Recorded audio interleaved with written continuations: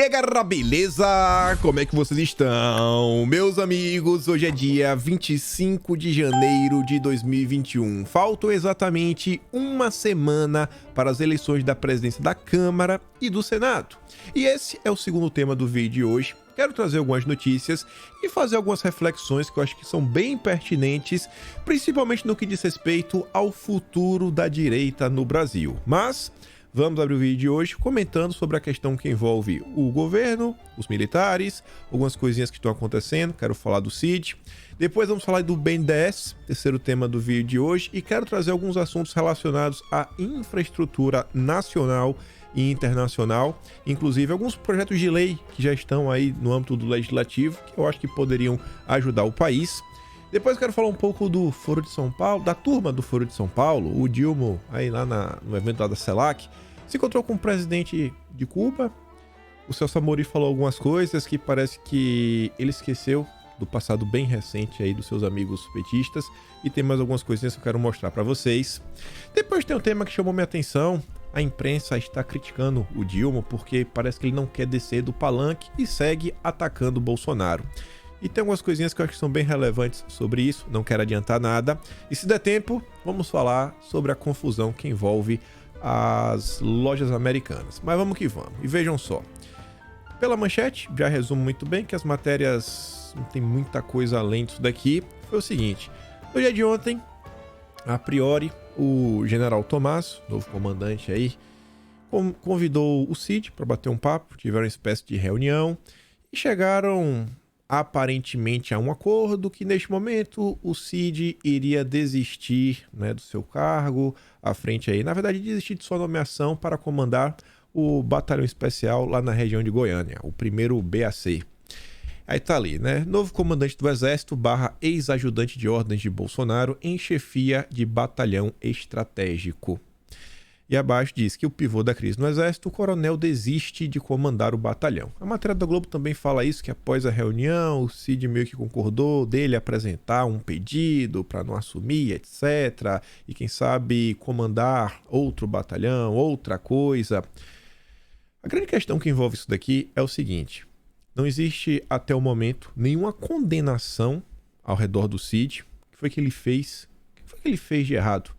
Vamos parar para pensar, cara, o que é que tem contra o CID? O que é que ele está aí, né, transitado e julgado, como diz a turma do PT? Você vê que o tratamento que foi dado nos últimos dias à ministra do Turismo, a Daniela Vaguinho, não, quem somos nós? Se a gente for demitir qualquer ministro com denúncia, Ave Maria, não para ninguém em pé, temos que esperar o transitado em julgado. A turma da esquerda sempre bateu nesta tecla. E aí, com o apoio da imprensa, as matérias que saíram no final da semana passada criaram toda uma aura, uma narrativa de que Bolsonaro teria feito a nomeação do CID no apagar das luzes. Essa foi, inclusive, a expressão. Estão criando toda essa confusão para derrubar o cara. Sendo que a nomeação do CID ela foi expedida em maio do ano passado. Trouxe um dossiê no final de semana mostrando isso. O documento é facilmente encontrado no Google. Mas ninguém da imprensa levantou essa bola. Você vê que não existe nenhuma vontade, pelo contrário. O interesse é seguir colocando pressão. E isso não é aleatório. Muita gente da imprensa é de esquerda, quer ajudar que algumas agendas, algumas pautas avancem. E uma delas, que estamos comentando aí já alguns dias pelo menos, é a questão que envolve uma reforma militar. Você vê aqui a notícia do G1. Lula vai tirar a BIM do GSI. A agência de inteligência deve ir para a Casa Civil. E isso daqui não é pouca coisa. A mudança, segundo o blog apurou, faz parte de um projeto mais amplo de desmilitarização da ABIN. O plano de diminuir a influência militar nas áreas ligadas à presidência vem desde a transição, mas tornou-se urgente depois de 8 de janeiro, depois dos acontecimentos daquele domingo. O Dilma tem sido aconselhado a colocar a ABIN longe do alcance dos militares. E pensa o seguinte, não precisa nem pensar nos militares. Só pense assim em um grupo, qualquer tipo de grupo. Qualquer coisa que você quer fazer, normalmente você faz melhor se você se planejar. E se você, além de se planejar, você tiver em suas mãos informações relativamente privilegiadas, e isso ao lado do planejamento, você consegue, né, desenvolver ainda melhor o seu projeto. E pare e pense o seguinte: o que é a BIM? É a agência de inteligência. Imagina a quantidade de coisas, a quantidade de informação, a quantidade de ferramentas que estão disponíveis para as pessoas que lá trabalham. Imagina o tipo de coisa que rola lá dentro. Você está tirando todo este aparato.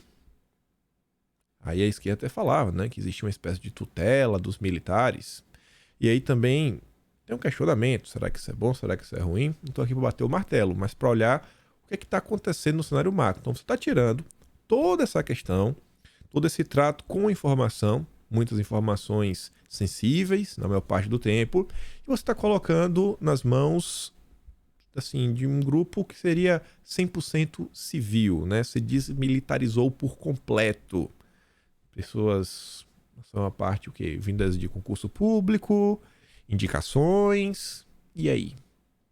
O setor de inteligência.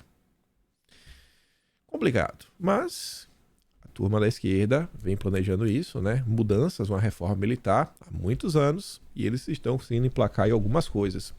Você vê, ó, aproveitando aí o embalo, governo exonera número 2 do GSI. Mais um militar, era visto como um cara possivelmente ligado ao bolsonarismo, né? Ó, dá uma afastada, e estão dando uma ajeitadinha, né? Estão naquela limpada que eles tanto queriam dar. Pegando aqui o bonde ainda, já vão tarde, diz Sônia Guajajara, sobre 43 militares demitidos na FUNAI. Todos os exonerados da fundação nesta terça-feira haviam sido nomeados no governo Jair Bolsonaro. E para encerrar aqui esse assunto, para ir para o próximo, Lula resiste, mas parte da base governista insiste em CPI sobre ataques em Brasília. E eu acredito que se a CPI realmente tentar investigar tudo, pode achar algumas coisas que eu acho que o desgoverno não queira. Sei lá, começa a ver se o Ministério da Defesa fez tudo que poderia fazer, se o Ministério da Justiça fez tudo que poderia fazer, se a BIM fez tudo que poderia fazer, se o GSI fez tudo que poderia fazer. Só que CPI é um instrumento, né, uma ferramenta política. Acho que vários de vocês devem ter acompanhado pelo menos um pouquinho da CPI da pandemia. Eu não acho que o desgoverno vai deixar a CPI solta para os senadores fizerem o que eles bem quiserem.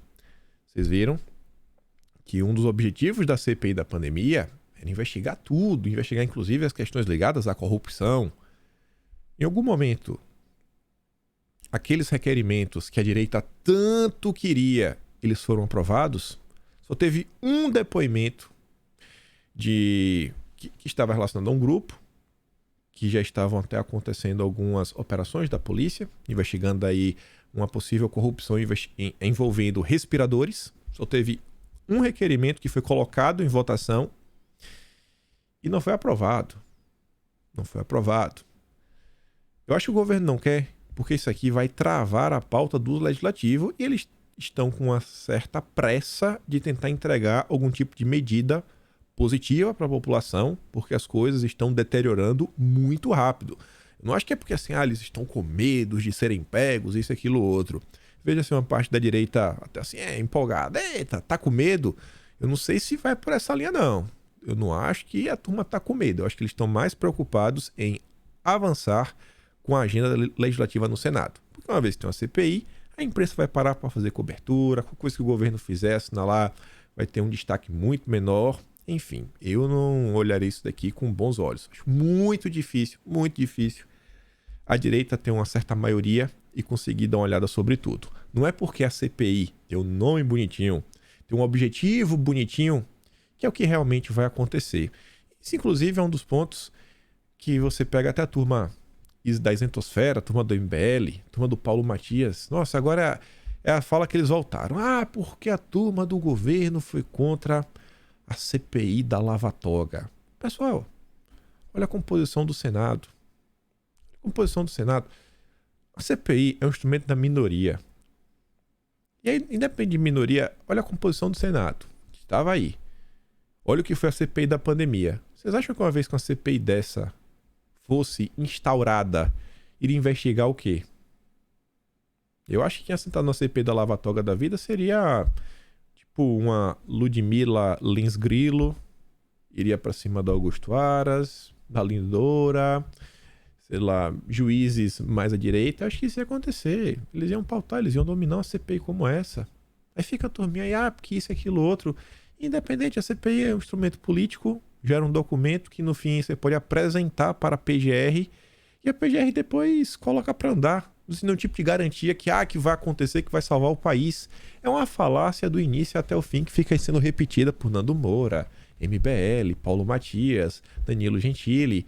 E aí a turminha que não acompanha a política, que acredita em qualquer tipo de discurso, que fica assistindo vídeo de react lacrador, aí fala, oh meu Deus, é isso mesmo, os bolsonaristas traíram a direita, eles que são culpados por tudo que está acontecendo no Brasil. Mas tudo bem. Vamos falar aqui um assunto que tem até a ver com essa turma. Até estava lembrando aqui agora, né? Já achei que estava meio desassociado, mas não tá.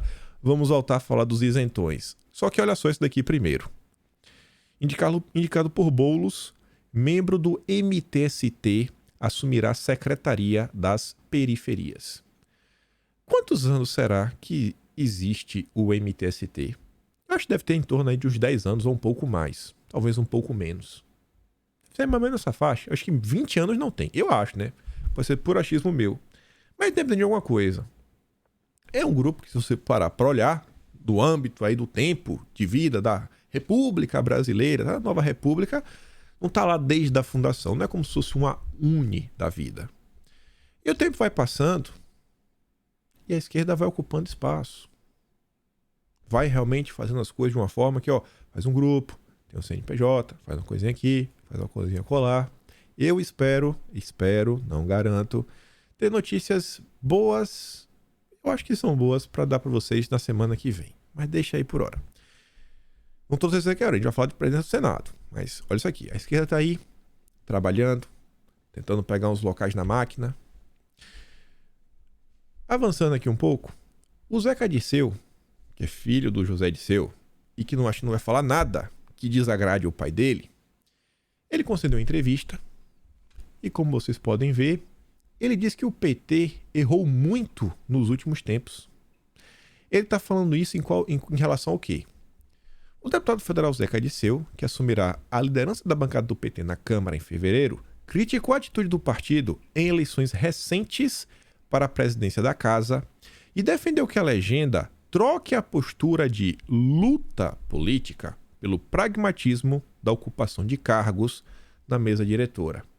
O que é que ele está falando do frigir dos ovos? É o seguinte, não adianta ficar nesse discursinho de estamos contra, não votamos em fulano, cicrano, beltrano, temos aqui o nosso candidato, petista raiz, que nos representa todas as nossas pautas, como a turma do PSOL vem fazendo. Só que é uma situação diferente. O PT tem corpo, tem capilaridade, é um candidato real para diversos cargos no executivo, onde você precisa ter uma maioria, é a maioria que leva o executivo, enquanto o PSOL é um partido que ainda é pequeno e está com foco total no legislativo, de conquistar realmente assim, ó, eles querem solidificar o apoio dentro da esquerda. Um partido radical pega toda aquela bolha e fala que é o PSOL, aquele partido ideológico.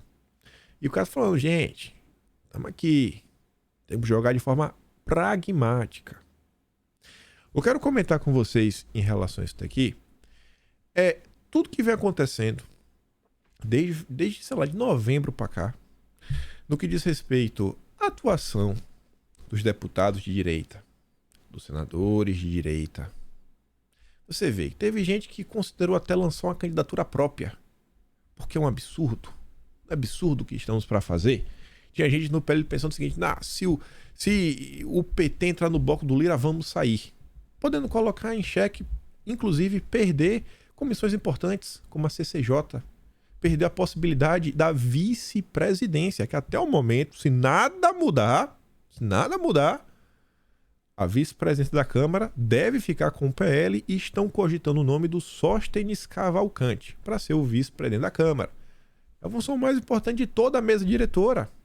É o vice-presidente da Câmara. Isso não é mais importante que o presidente da Câmara. Pô, pelo amor de Deus. Então tá aí. Olha como a esquerda tenta enxergar as coisas. Ó, determinado pragmatismo. Eu acho que a direita, ela, assim, acho que um bom ponto assim que sirva de baliza são princípios. A partir do momento que você não vai contra os seus princípios, tenta ser pragmático para conseguir realmente buscar algum tipo de resultado. Esquece lá que a isentosfera, os isentões vai ficar falando, ah lá, ó, votou no Lira. O mesmo candidato falando, vai votar em quem? Votou, beleza. Agora, estamos aqui com a CCJ. Estamos, sei lá, com a relatoria do orçamento. Estamos com a vice-presidência da Câmara. E obter espaço e trabalhar nesses espaços. Começar a sair um pouco do discurso, da luta política e começar a realmente entregar vitórias. Acho que a população está cansada. Eu não sei vocês, mas eu quero ver uma vitória. Eu tô cansado, sabe? Quero vencer. Eu gosto de vencer. Gosto de vencer. E tá louco, viu? Esses últimos tempos estão uma tristeza sem dó. Isso aqui é o âmbito da Câmara. Quando olha para o Senado, pessoal, olha o que está acontecendo. Não dá para negar que o Girão é um senador mais à direita. Mais à direita. De esquerda ele não é de jeito nenhum. É assim, né? Tem alguns temas até que é meio complicado. Ele não é tão a favor assim. Por exemplo, das pessoas poderem se defender, né? Tem uma ferramenta, um guarda-chuva, uma furadeira, etc. O Girão está lançando a candidatura dele. Serve para quê essa candidatura? Para que serve? Ah, mas o Girão, ele vai lançar, ele vai cooptar uns votos, e aí no segundo turno, a turma que votou nele vota no Rogério Marinho, se tiver um segundo turno. Será mesmo? Será mesmo? Será? Não sei. Sei, assim, ganha o quê? Você vê que no final do dia não tem um consenso. Porque, pensa o seguinte, imagina que não tem um segundo turno. Imagina que o Pacheco vença com 41 votos. E aí o Rogério Marinho tem 20. E o Rogério Marinho tem 21. E o Girão tem 19. Pacheco 41. Soma todos aí dá 41 votos. Aí o que é que sai na imprensa? Vai falar que não. Bolsonarismo enfraquecido. Rogério Marinho quase fica em terceiro lugar. É o fim do bolsonarismo? E aí começa toda essa ladainha. Ou então bota assim, bolsonarismo não consegue se unir e racha. O Girão tenta pintar como representante de uma ala mais isso, mais aquilo outro, etc, tudo mais. Você vê que é um momento, que é uma oportunidade ótima para demonstrar união, demonstrar que existe uma bancada, falar que, ó, no Senado existem X nomes de oposição. Que não é oposição apenas ao Pacheco, é oposição ao desgoverno. Que é a representação do Pacheco. O Pacheco é o candidato do desgoverno. Então, em vez de agir com bloco, sabe, assim, de forma coesa, de forma sensata, aí fica cada um pensando em si, tentando se promover, porque se lança candidato, aí sai nota na imprensa, aí vai dar entrevista na CNN, vai fazer isso, vai fazer aquilo outro.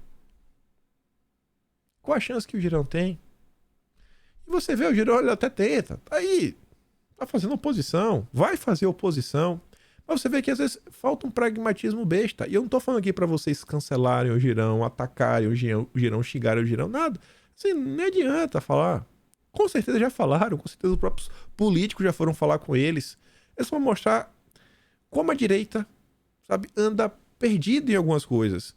A esquerda fechada, um bloco, em busca de um pragmatismo, e a direita tá aí, né? Cada um com seus candidatos. Aí veja, também envolve direita, esquerda. PT fará pesquisas para reposicionar sua imagem junto à população. Tem alguns temas, quando eu começo a trazer em vídeo, é porque eu já estou mais do que convicto que é um assunto que, cara, ele vai pintar no debate público. Deve ter pelo menos um pouco mais de uma semana que eu venho batendo na tecla. Gente, olha só, a direita tem que ver aí o discurso. Olha a pauta que vocês têm na mão. O discurso da direita é o mais fácil de todos, porque no final do dia a direita não tem assim uma agenda. Ah, queremos desenvolver a indústria utilizando, sei lá, bancos públicos e vamos criar esse tipo de imposto, e vamos fazer isso, e vamos dar prioridade para aquilo outro, e estão precisando disso daqui. Não, não tem. O que a direita quer no final do dia é ficar de boa. É educar o filho, é não ter lacração o tempo todo, é não ter o governo no cangote como inimigo. Cara, é literalmente que eu quero viver minha vida em paz. Em paz. Eu quero que o básico seja entregue. Saúde, educação, segurança, né? O Brasil tá um absurdo. É isso. Então tentar sair um pouquinho, falar, ó, vamos tentar sair um pouquinho, vamos tentar emplacar um discurso de uma forma que a gente consiga mostrar para as pessoas que elas continuam sendo enganadas sobre o que é a direita brasileira, que a imprensa continua jogando baixo. E nos últimos tempos, a direita está entrando numa espécie de espiral que ela cada vez mais vai se aproximando do centro. Isso é inegável. Os últimos eventos acontecendo, eu entendo esse clima, eu entendo a satisfação, eu entendo o desespero de muitos, só que olha onde a esquerda está mirando. Saiu aquela nota da SECOM falando que ó, o objetivo é conversar com um cara que está disposto a ouvir. Agora, já vão fazer aqui pesquisa para tentar balizar. Quais são as preocupações do brasileiro? Tentar falar para trazer para perto. Agora que estamos na oposição mais do que nunca, temos que pegar esses 58 milhões, né, consolidar e tentar pegar o restante, que foram aqueles 95 milhões, quando você soma votos brancos, votos nulos, etc. E fala, vamos junto aqui. Vamos junto, volta. Volta que olha o que eles estão fazendo com o Brasil. Aí pega isso tudo, soma com isso daqui. Eu até gravei um vídeo um pouco maior, coloquei lá no Talking Show, no outro canal, soltei no final da noite de ontem, mudei até no canal do Telegram. Isso daqui, gente, tá pelo segundo dia consecutivo no assuntos do momento, né? No Trending Topics do Twitter. Hashtag bloqueia Lula. É a direita incentivando as pessoas a bloquearem o perfil do presidente da República. Pra quê? Para as pessoas não saberem o que o Dilma anda falando? Isso ajuda em quê? Comento o vídeo de forma mais aprofundada, mas eu acho que nesse momento a direita tem que estar fiscalizando. O papel da oposição é fiscalizar. É estar em cima, ó, com a lupa. Pisou 1 milímetro fora da linha. Ó o que tá acontecendo. Mas a turma tá querendo fingir. Eu não entendo o que tá acontecendo.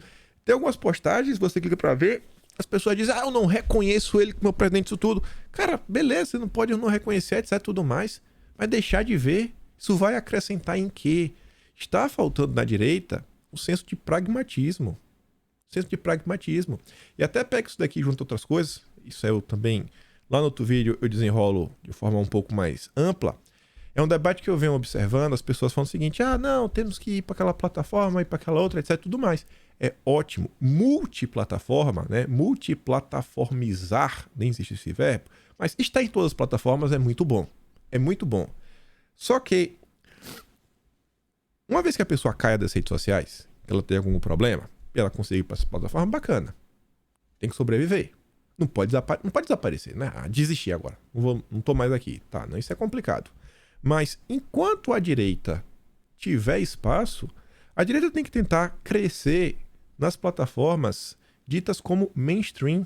Pensa o seguinte, todo mundo que compra um celular, seja iPhone, seja Android, seja o que for, já vem com o YouTube instalado.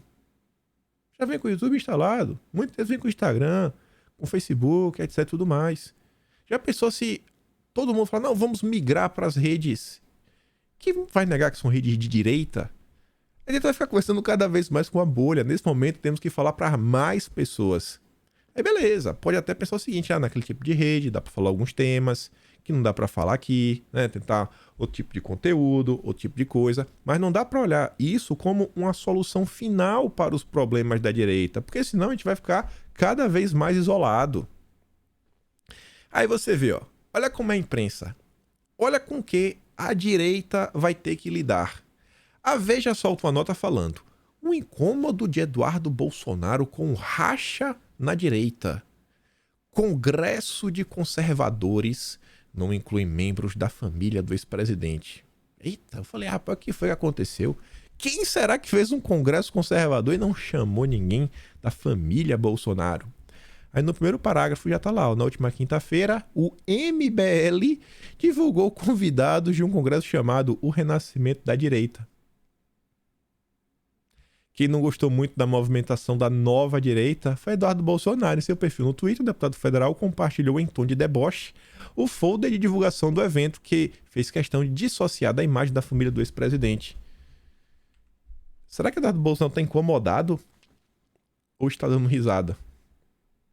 Mamãe falei, Renan Santos, Kim Kataguiri, Couto Zacarias, Gentili, Brigadeiro, Paulo Cruz, Paulo Matias, Alexandre de Bode, Rogério Vilela e Pedro Duarte. Tá entendendo? Pô. Agora sim, não dá pra negar. O que essa turma tenta fazer já há muito tempo?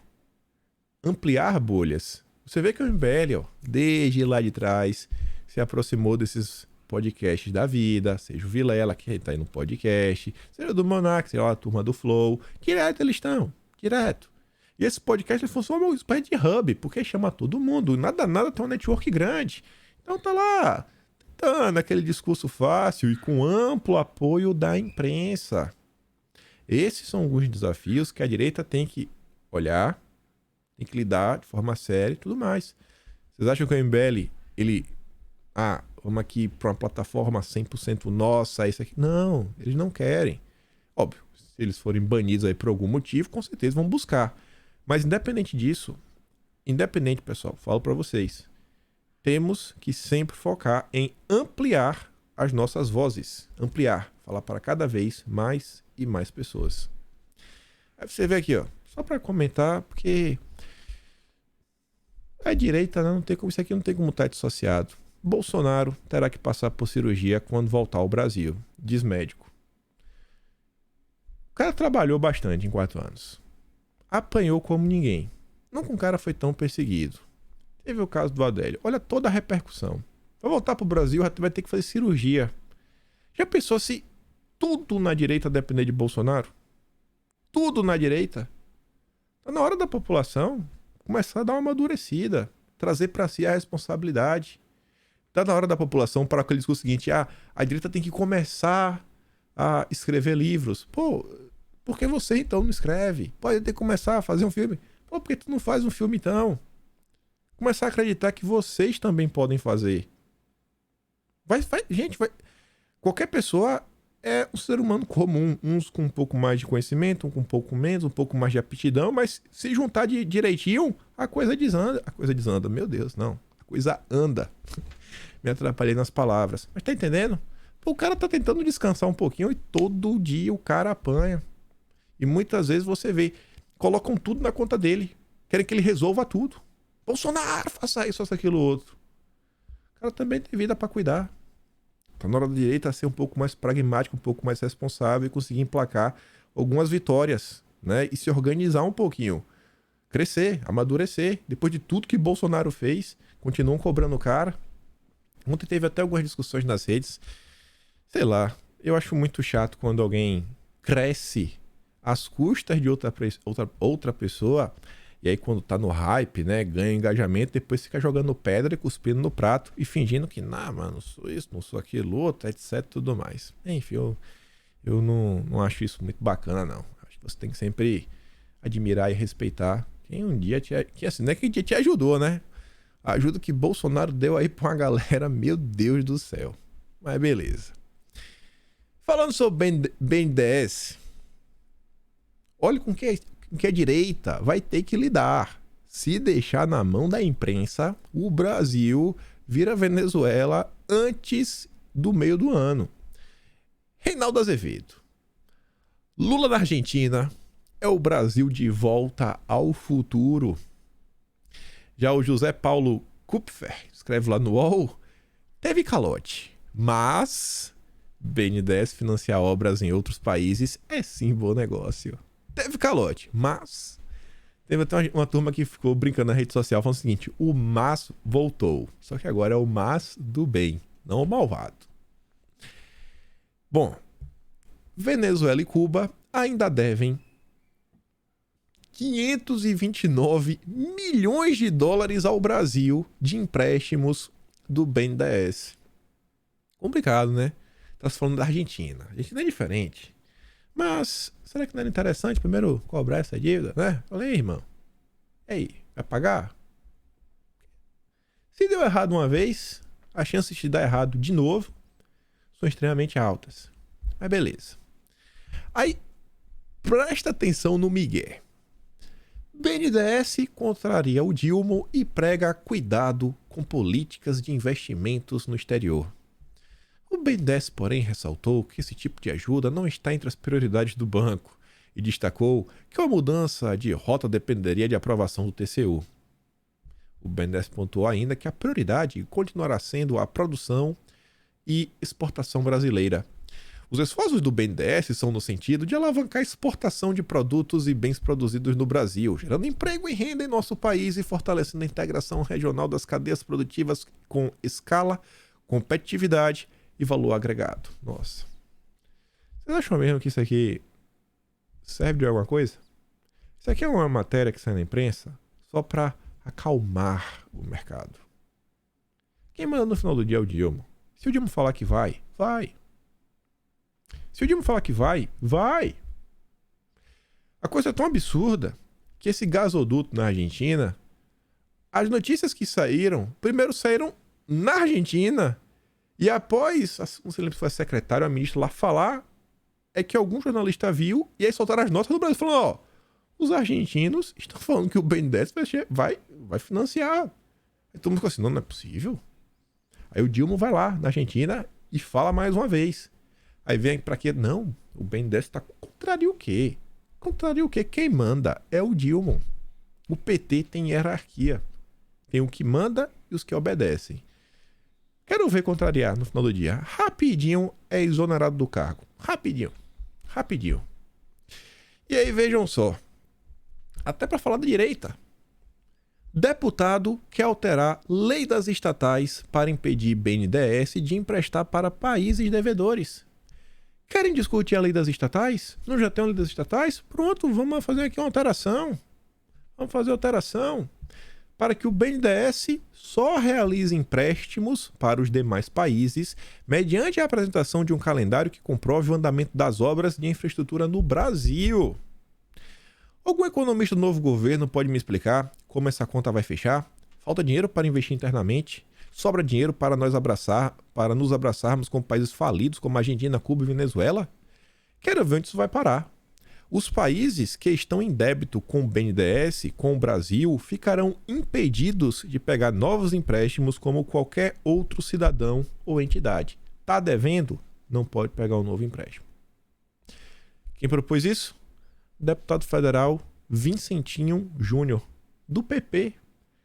Eu não sei se esse cara é de direita, não sei se ele apoia o Bolsonaro ou não, mas tá aí um projeto de lei que eu acho que é interessante. Interessante. Não tá no âmbito de questão ideológica nem nada. Tá aqui, ó, um projeto de lei, ó, vamos garantir o investimento prioritário no Brasil e para impedir que o caloteiro possa pegar empréstimo de novo. Quem vai ser contra? Aí eu pergunto a vocês, essa iniciativa, ela não podia estar sendo capitalizada ou ter sido feita por alguém do dita ala bolsonarista? Entende quando eu digo assim que a direita tem que amadurecer? Vamos esperar Bolsonaro salvar o dia de novo? Tudo que Bolsonaro fez, cara, 99 deputados eleitos foram por causa deles. Sério mesmo? Foi por causa deles? Não foi por causa de Bolsonaro. O que Bolsonaro fez não é assim aquela questão que você consegue quantificar. Ah, porque ele entregou essa obra. Ah, porque ele fez isso. Ah, porque ele fez aquilo outro. Tem uma coisa que Bolsonaro fez que quem tiver humildade vai ouvir e vai entender. Bolsonaro foi uma das pessoas mais importantes do Brasil porque ele despertou no brasileiro uma vontade de acompanhar a política. E não só na direita, até os da esquerda. Quantidade de pessoas que só pra ficar com raiva de Bolsonaro, só pra xingar Bolsonaro. Mas tá aí, tá comprando porcaria no Globo, essas coisas. Mas tá aí, tá de olho, tá observando. Bolsonaro despertou as pessoas. Óbvio, ninguém se tornou um gênio da política, etc. Ninguém sabe tudo. Às vezes a turma compartilha algumas coisas sem pé nem cabeça, mas esse processo aconteceu. É inegável. É inegável. Existe sim um avanço entre assim, na população brasileira, um despertar graças a Bolsonaro. E é por isso que temos hoje 99 deputados eleitos pelo PL. O cara, ele conseguiu incorporar o espírito de uma era, se tornar o líder de um movimento. Aí fica uma gente tentando desmerecer. Tipo, Paulo Matias, Bolsonaro é isso, Bolsonaro é aquilo outro. Então vai lá, Paulo Matias. Um fracassado. Paulo Matias é um fracassado. É um cara que tentou ser político, não conseguiu. O único cargo que teve foi porque o Dória deu. Era o subprefeito de Dória. Só isso. O Dória deu um carguinho, ficou lá, só é um fracassado. E fica querendo falar o que é que deve ser feito. Não é, vai lá e faz. Vai lá e vira, então, o líder. Vai se eleger presidente da República. Mas Bolsonaro o cara é burro, se elegeu presidente da República. E tu é espertão e tá aí, um fracassado. O único cargo que teve foi porque o Dória deu. Gênio da política. Gênio. Mas temos aqui um deputado federal do PL, Daniel Freitas. Atenção, antevendo que o Lula iria usar novamente o dinheiro dos brasileiros para bancar obras em outros países, protocolei a PEC do BNDES no último dia de 2022. No texto, proponho que obras internacionais que serão financiadas pelo BNDES tenham também que passar pelo aval do Congresso e não apenas uma canetada da presidência. É uma PEC interessante, porque você está empoderando o legislativo. Não sei se passa, porque uma PEC são 308 votos, mas é uma coisa interessante, né? Eu acho que a maior parte dos congressistas se interessaria, né? Quanto mais poder, melhor. Já pensou se você precisar, sei lá, aprovar por 257 votos? Como é que seria? Ia ser um caos, com certeza.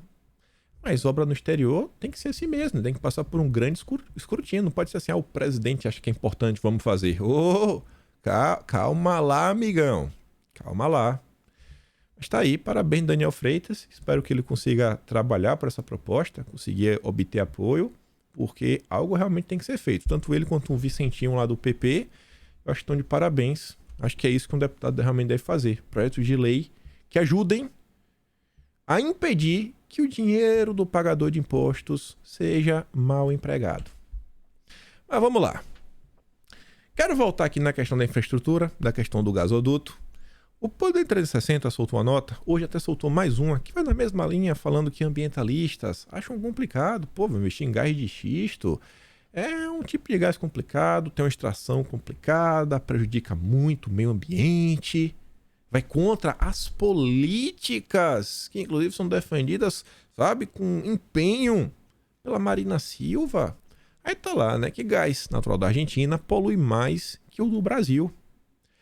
Aí fala, né, o tipo de gás explorado no país vizinho é muito mais poluente do que encontrado no Brasil nos postos do pré-sal, que não é usado justamente porque aqui não há dutos de transporte. O Brasil tem, é mais limpo, só que não pode usar porque não tem duto de transporte. O fato é que a exploração do gás de xisto, o tipo de insumo na Argentina, não é regulamentada no Brasil e já foi objeto de decisões judiciais na Bahia e no Paraná que suspenderam as atividades de exploração por meio do fraturamento em áreas leiloadas pela ANP. Em julho de 2019, o governo do Paraná sancionou lei que proíbe o uso da técnica no estado. E aí coloca lá a íntegra da decisão. Aí, olha só, né? Como é a turma da esquerda. Eles falam tanto no desenvolvimento, na reindustrialização, em diversas coisas. O Brasil. O Brasil é a terra que Deus colocou a mão. Meu Deus do céu. Tem algum país mais abençoado que o Brasil? É porque a turma realmente que está aí no governo, né, comandando nos últimos anos, eles se esforçaram para destruir o país. Gente, a Austrália, grande parte dela é um deserto. A Austrália não deve ter 10% da quantidade de rios que o Brasil tem, né, das reservas de água.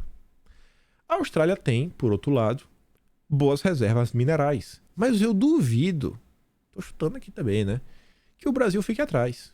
Duvido que o Brasil fique atrás. Isso daqui é a governadora aqui do estado. Trouxe a postagem traduzida. Quero que a Queensland Minerals impulsione as economias de energia limpa em todo o mundo. Hoje posso anunciar que a primeira instalação de demonstração de minerais críticos na Austrália será construída em Townsville. Empregos para os moradores de Queensland e um futuro de energia limpa para nossos filhos. E na região regional. Isso daqui ajuda a tirar pessoas da capital, manter, né, um desenvolvimento um pouco mais calmo. Você povoa o interior. Não dá para todo mundo morar na capital, mas tem que ser povoado. A Austrália conta, acho que com 25 milhões de habitantes no total. Basicamente 10% da população brasileira. Então você vê a iniciativa, movimenta, você promove a integração nacional e você está movimentando a indústria, indo atrás aí de metais que são críticos. Vanádio, alumínio de alta pureza, cobalto, níquel, cobre, nome bem complicado, nem sei qual é, e neodímio. Tá ali, vamos lá, vamos pegar que temos. E coloca ali até a foto. Ela tirou a marca, mas é um Tesla. Eu acho. Aí veja também, questão de Townsville. Só Townsville. E o Brasil tem vários metais. Pela expansão da refinaria de zinco da Sun Metals, é um dos maiores empregadores de Townsville e fornece quase 9% de zinco do mundo. Um local, apenas 9% do zinco mundial. A economia da Austrália ela é sustentada basicamente pela mineração. Eu sei que é importantíssimo desenvolver a indústria nacional, mas o Brasil, se você parar para ver a forma como ele nasce, o Brasil nasce do extrativismo, em paralelo com a agricultura. Não dá pra gente deixar de lado. No Brasil já temos, por exemplo, vários PLs para tentar desenvolver as questões da mineração no Brasil. Tá, é um atraso e não pode ir pra frente. Nada no Brasil pode, tudo no Brasil é uma complicação. Ai, mas o meio ambiente e tal. O meio ambiente é um problema, trava as coisas no Brasil, mas o meio ambiente deixa de ser um problema quando é na Austrália, deixa de ser um problema quando é na Argentina. E o Brasil, quando vão colocar o Brasil em primeiro lugar para desenvolver a economia nacional? Eu tô puxando esse link para mostrar um exemplo aqui que está acontecendo agora. As notícias foram de hoje aqui na Austrália. Por quê? Ontem, o Lauro Jardim, lá no Globo, soltou a nota à direita. A Ferrogrão não é prioridade para o governo. Não é prioridade. Um projeto de integração nacional. Porque é um projeto de logística. Como é que você conecta, né, uma cidade à outra? Coisa mais básica do mundo. Né? Uma via.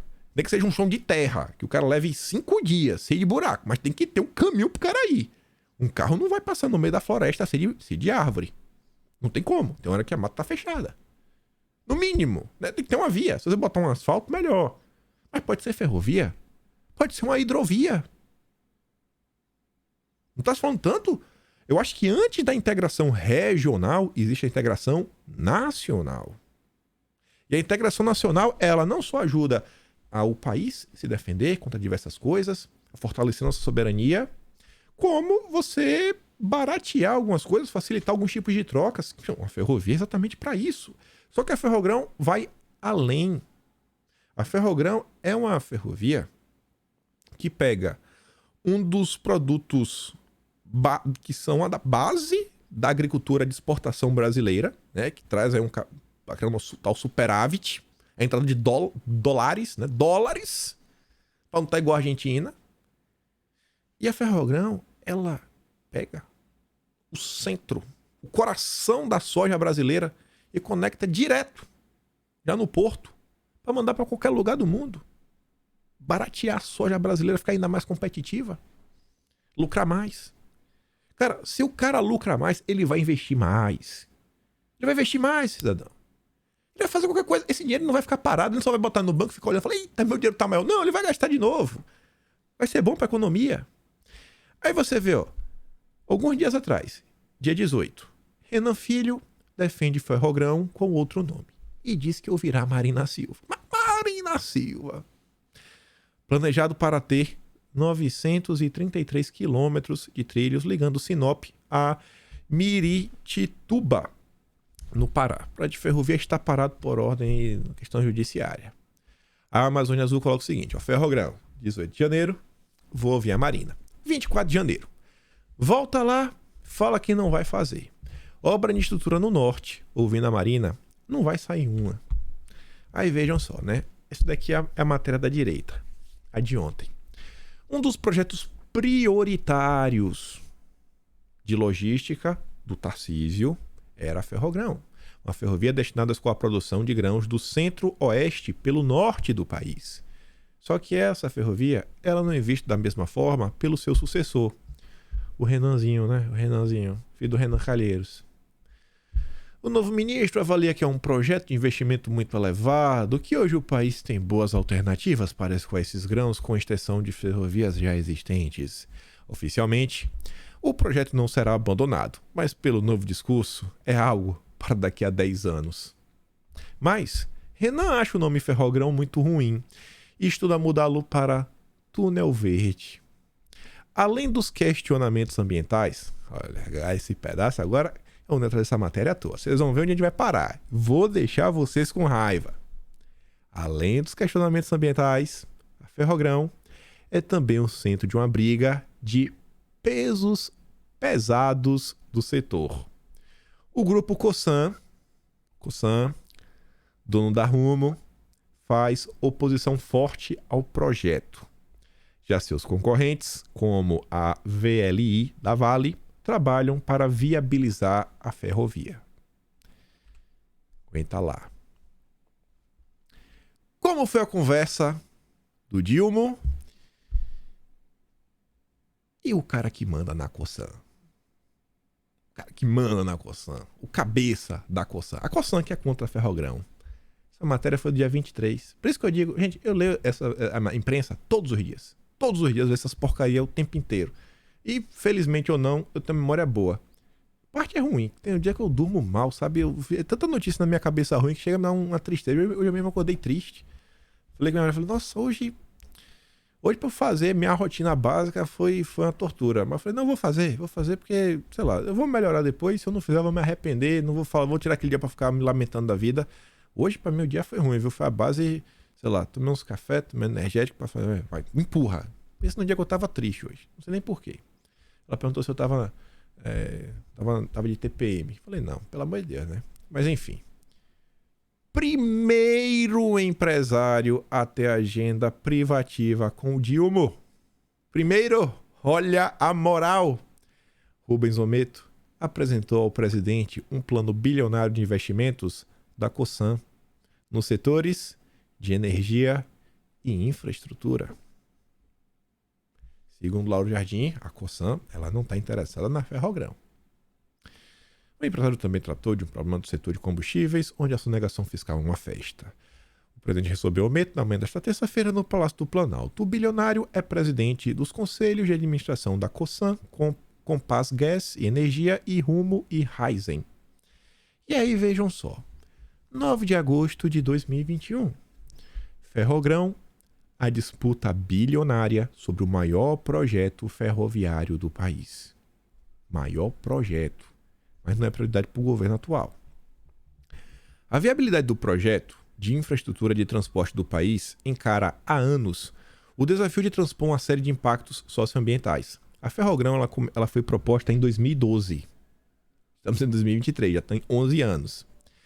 Aí fala, né? Mas os desafios não acabam por aí, nas questões ambientais. A abertura de uma nova rota de escoamento do agronegócio tem mexido, e muito, com a concorrência do setor logístico. É uma briga de gigantes. Nos últimos 4 meses, aí fala que a turma do Estadão conversou com um monte de gente, agentes da cúpula do Ministério da Infraestrutura, fabricantes do setor ferroviário, associações, grandes produtores rurais e as próprias concessionárias ferroviárias. Falou com todo mundo.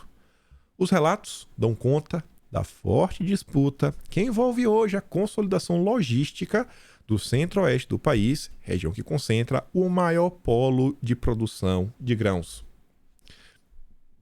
De um lado, estão aqueles que defendem a realização do leilão, que foi planejado pelo governo, e buscam parcerias para viabilizar, tirar do papel a Ferrogrão. Do outro lado, estão nomes que já atuam na região e enxergam na Ferrogrão um concorrente que pode colocar planos futuros em xeque. É exatamente esse o caso da Rumo, empresa logística que pertence ao grupo Cosan. A oposição que acompanha faz ao empreendimento tem uma razão clara. Segundo o Estadão, quem tá falando é o Estadão. Qual a razão? A abertura de concorrência que a nova ferrovia pode gerar sobre os trilhos que a Rumo já administra nas regiões centro-oeste e sudeste do país, jogando o preço do frete para baixo. Baratear o frete é ruim para eles. E consolidando a saída dos grãos pela região norte do país. Com seus 933 quilômetros de malha, a Ferrogrão tem previsão de ligar Sinop, o Centro Nacional de Produção de Soja e Milho, às margens do rio Tapajós, em Itaituba, no Pará. Ali a produção chegaria nos trens de carga despejada em barcaças, seguindo por uma hidrovia que acessa o rio Amazonas e desse ponto em diante, qualquer lugar do planeta. Imagina o quanto não iria baratear.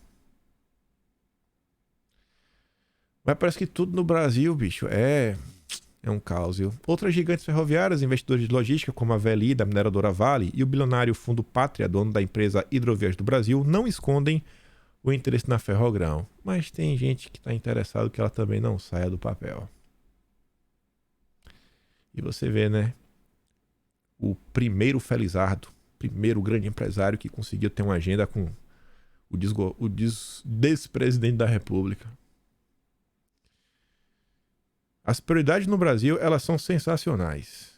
A turma da esquerda defende a adesão à nova Rota da Seda para desenvolver infraestrutura nacional e utilizar os bancos nacionais para desenvolver a estrutura dos países. Não faz nenhum sentido.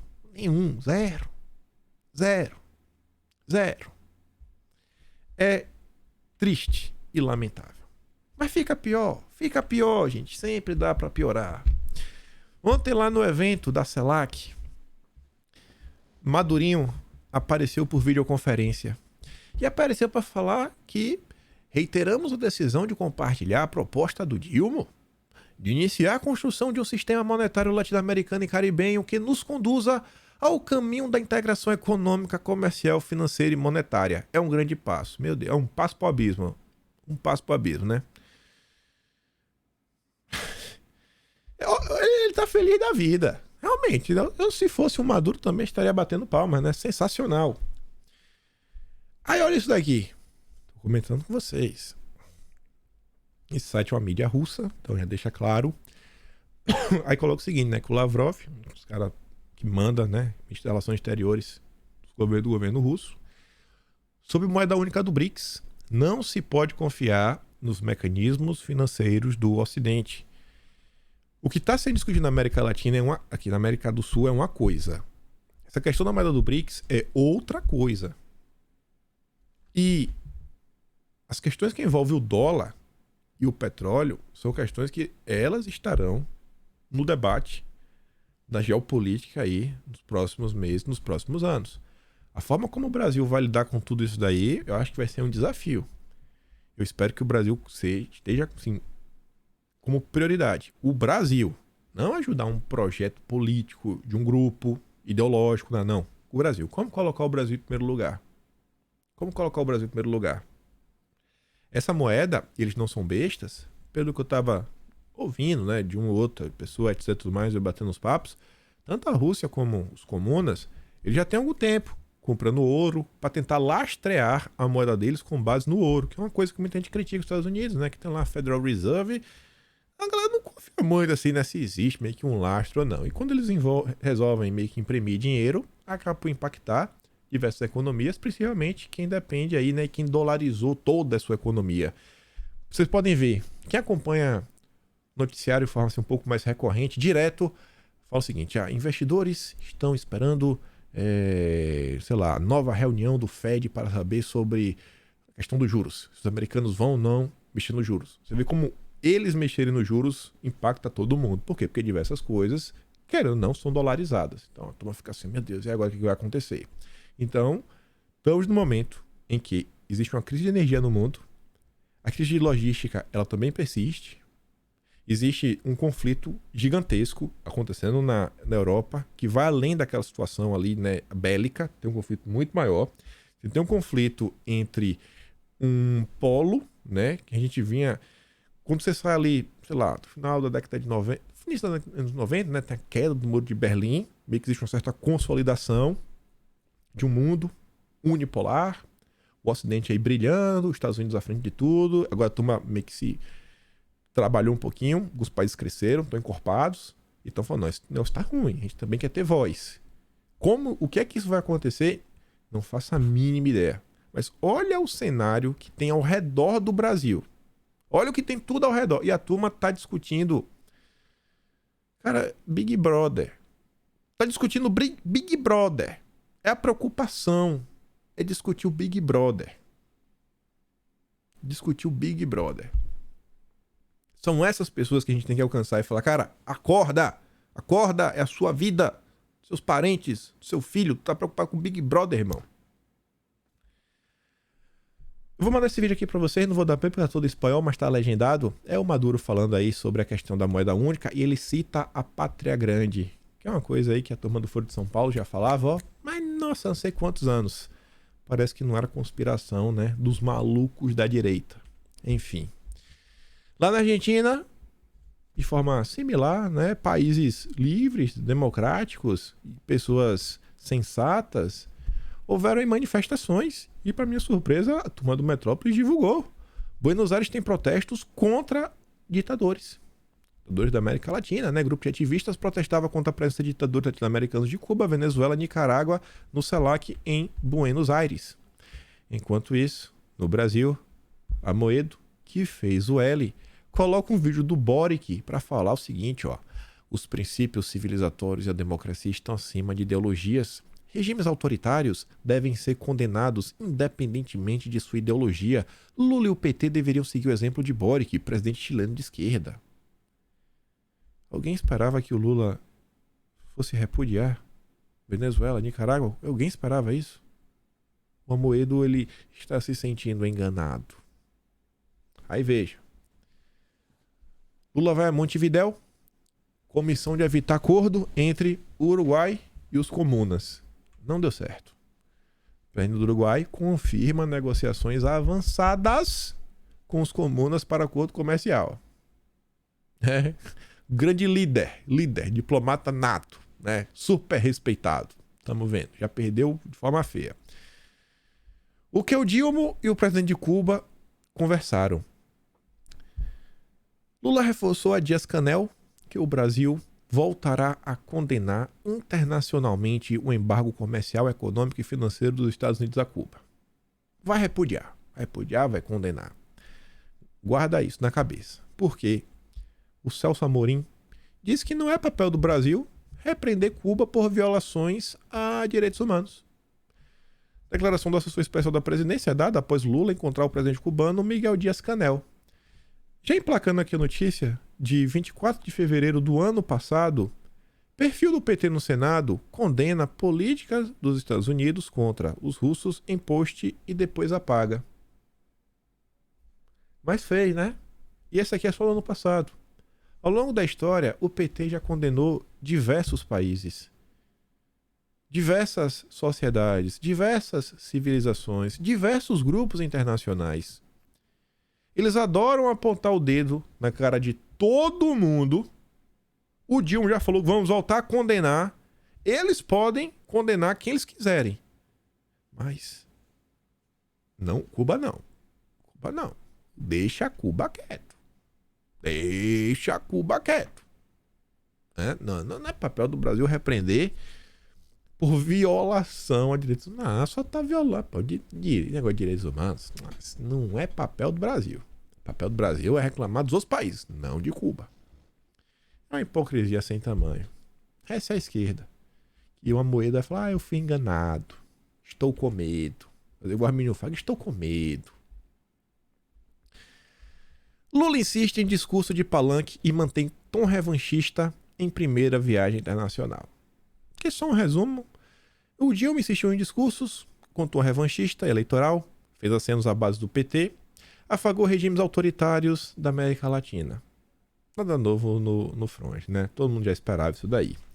Eu tô falando isso com vocês por quê? Dá tempo de comentar? Putz, 1 hora de vídeo. Eu vou deixar isso pra depois, porque requer um tempinho, senão o vídeo vai ficar muito longo. Esse vídeo tá todo passando de 1 hora. Quero travar aqui um pouquinho em torno de 1 hora. Vamos pegar isso daqui. Essa questão das falas do Dilma e umas coisas que andam acontecendo, a imprensa vem reclamando dele sobre esse tom. Não quer descer do palanque, mas a gente comenta depois. Todo dia você tá vendo. Tem mais assunto pra comentar. Assim, tem menos tempo do que assunto. É bom assim, pra você ver, o Brasil tá bem movimentado, tem muita coisa acontecendo. Mas é isso. Vou mandar o vídeo do Maduro quando eu dei play, lá no Telegram. Link tá aqui na descrição. Se inscreve lá no outro canal, no Talking Show. Dá uma olhada nos vídeos. Tá engraçadinho. Tem alguns vídeos até tem um 360 graus. Filmagem única. E é isso. Se gosta do meu trabalho, passa no meu canal. Tem um botão de valeu, tem um peito na descrição. Compartilha esse vídeo. E espero poder estar aqui e ver vocês amanhã de novo. Aquele grande beijo, abraço, tamo juntos. Valeu, meus amigos. Fui!